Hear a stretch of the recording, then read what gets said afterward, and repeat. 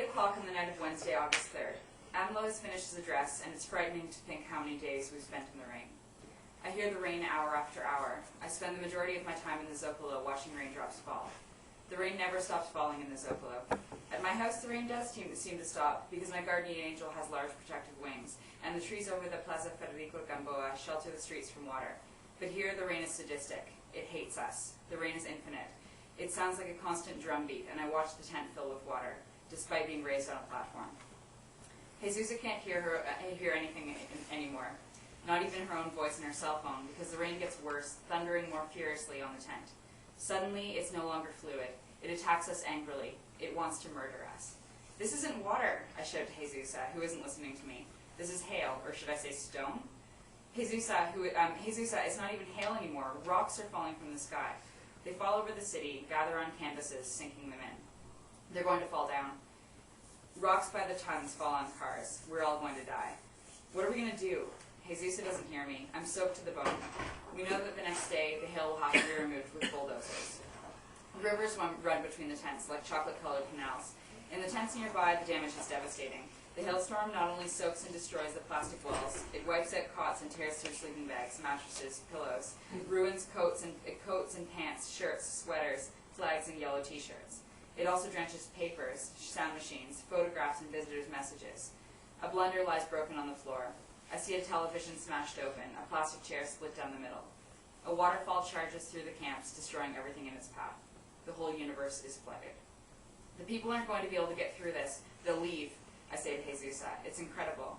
Hilda Sepulveda and her 2 grandchildren, both under 6 years old, sleep, undeterred, in the Asamblea de Barrios camp on Juárez Avenue. Jesusa goes to the podium with her miner's helmet and takes the microphone. We're still not leaving. The hail fell with so much force that it came through the plastic and soaked us all to the bone. But here we stand until the elections are cleaned up. In other camps, leaves have plugged the sewer drains, but the protesters have become self-appointed plumbers. They have no rubber boots or overalls or protective gloves or any equipment at all. Poets, essayists, and sociologists unplug the drains with shovels and brooms. You see, even philosophers can be plumbers. Eduardo Flores exclaims, all of a sudden I saw all my possessions floating in water, clothing, food.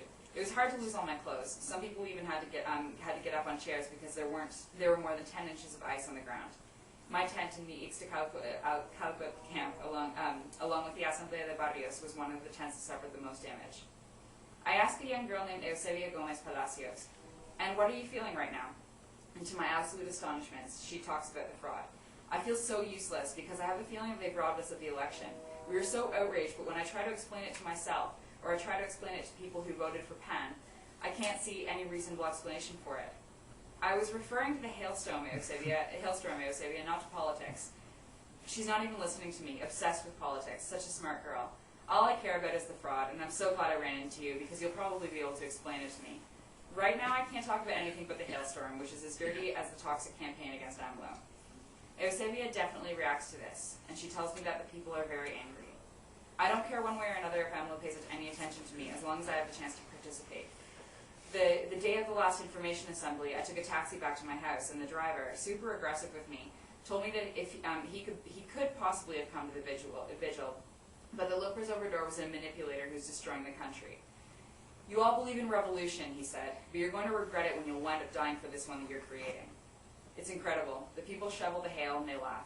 They bail water out of the tents with huge barrels and they laugh. You're not staying here tonight, are you? Of course we are. We're sleeping here.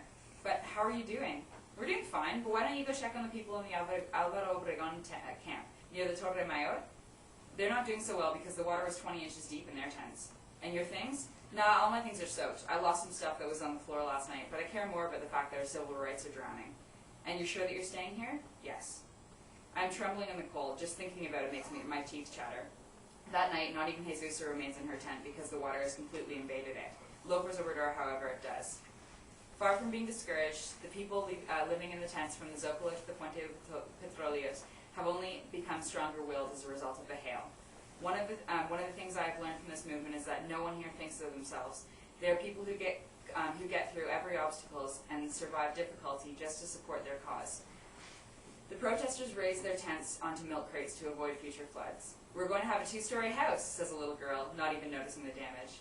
She helps her father put up a poster. The fight is not over.